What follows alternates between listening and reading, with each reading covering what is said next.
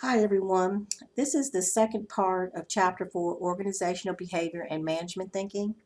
I'm starting on page 86, Decision Making, Problem Solving, and Bias Thinking Habits. Perhaps the most important work of any manager is to ensure decisions are made and problems are resolved. For healthcare organizations, decisions can be both risky and consequential. Experts identify multiple tasks in making decisions and resolving problems. The two main phases are: one is recognizing and understanding the decision situation, and two, choosing a course of action. The recognition phase of decision making involves recognizing and identifying the decisions or problems and its cause, setting goals, and generating options. Defining the decision needs or problem is considered the most important phase because it helps identify goals, underlying causes, barriers, and information needs. It is a learning process, and yet habitual thinking narrows our capacity for new information. The choice phase of decision making involves assessing options and choosing, implementing and evaluating the chosen solution. While it seems logical to follow these steps, actual problem solving and decision making in organizations can vary greatly from this ideal process. Decisions and problems pose challenges because managers may have incomplete information or may be unable to process all the information related to the problem, goals, and priorities may be unclear or dispute, and result of alternatives may be uncertain. Heuristic and cognitive biases. We're going to get into more biases about information. So the first one on page 86, it's not surprisingly a third set of cognitive factors can sabotage and the decision making and problem solving process, especially when we face ambiguous and complex information inherent in important decisions. Individuals compensate for their limited capacity to effectively process information with unconscious judgment shortcuts that simplify the decision process and create serious bias that distorts their judgment. Our brains simplify the difficult task of judging complex, uncertain, and numeric or probabilistic information by using heuristic. This is mental or cognitive shortcuts. Heuristic can be useful because they simplify assessing information and making judgments, often through automatic processing. Heuristic principle can often lead to incorrect conclusions, creating bias or symptomatic errors in perception, thinking, and judgment. A healthcare manager's greatest decision responsibility is to assure patient safety and to prevent errors in the delivery of patient care while achieving organizational goals with a minimum of risk.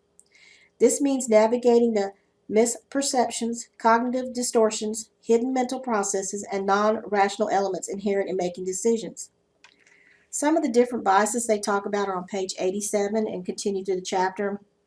One of them is overconfidence bias, is the widespread tendency to overestimate the accuracy of our own judgment, so we act upon opinion or intuition without searching for proven information.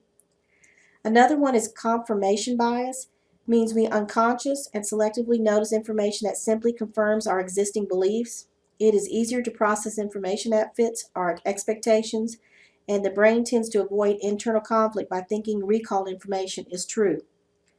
Noticing and accepting disconfirming information requires extra effort and deliberate reasoning to assess it. There's a good example on page 87 where they talk about in 2014 the Ebola outbreak in Africa. Many Americans had a greater fear of contracting Ebola than contracting influenza, yet influenza was the greatest threat within the United States. However, the extensive news coverage of Ebola and other automatic thinking process exaggerated the remote possibility of Ebola exposure in the U.S. That's currently going on with the virus that's out of China. We have more people dying from flu here in the United States than we do that virus, but there's more news on the other virus.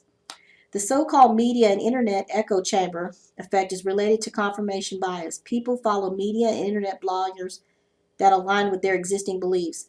In social situations, our initial assessment of someone's first impressions creates expectations that lead us to notice subsequent actions and behaviors that reinforce our initial judgment of that person.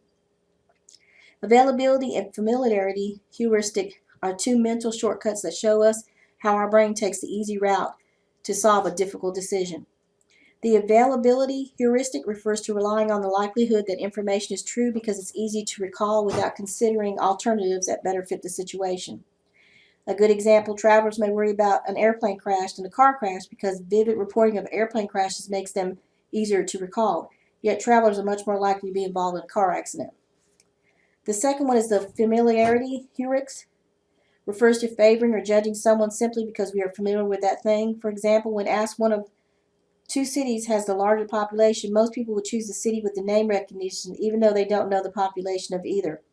When asked to judge the probability of something without knowing its true probability, we simply substitute our judgment about a related dimension, such as feelings about a topic, familiarity with it, or impressions about it. In these two shortcuts, our automatic brain quickly forms the impression that recalls and familiarity means we have past experience with things, so we trust our intuition to make a judgment call. On page 88, it gets into implications of decision making, problem solving, and bias thinking. So what managers to do? Managers who are aware of biases, including their own, can significantly improve organizational decision and actions. They need to follow the following: be aware, reflect and discuss, and do culture and collaboration. That requires many healthcare decisions will require an open and supportive culture from within that organization. What I would like you to do from this point, if you'll flip over to types of bias on page 90. Affinitive biases means favoring people we like. Similar to me bias refers to favoring those we see as most like ourselves. In-group bias is us versus them, or in group versus out-group. Halo effect occurs when positive or negative information about others on one dimension colors our judgment about them on a different dimension. For an example, we may infer that an outgoing person will be a good leader, or that a member of a chess club is good at math when neither is necessarily true. A bias blind spot occurs when we believe others are more influenced by bias than we are. If you go over to page 91, they get into social categorization and bias. Social categorization means we classify people into social groups based on some common trait or characteristic, their weight, their height, their personality. If you go down to the bottom, page 91, they get into stereotypes or generalized beliefs about expected attributes of individuals who belong to a group. Prejudice is holding certain attitudes toward members of a group. Discrimination is treating members of a group differently. At the bottom of page 91, they get into explicit and implicit bias. Explicit bias is traditional prejudice. It's intentional, and actor is consciously aware of stereotyping or discrimination. Implicit bias or unconscious bias is the attitude or stereotypes that affect our understanding, actions, and decisions in an unconscious manner. I'm going to let you read about the different types of empathy and social emotional intelligence, the different types of stereotyping, social judgments on page 94. And then at the bottom of 94, it just gets into different types of agencies that it can help you with some of the decision-making stats and data. I'm going to assign you some discussion questions, and those are on page 95 and 96. If you have any questions, please contact me about this material. Thank you and have a great day.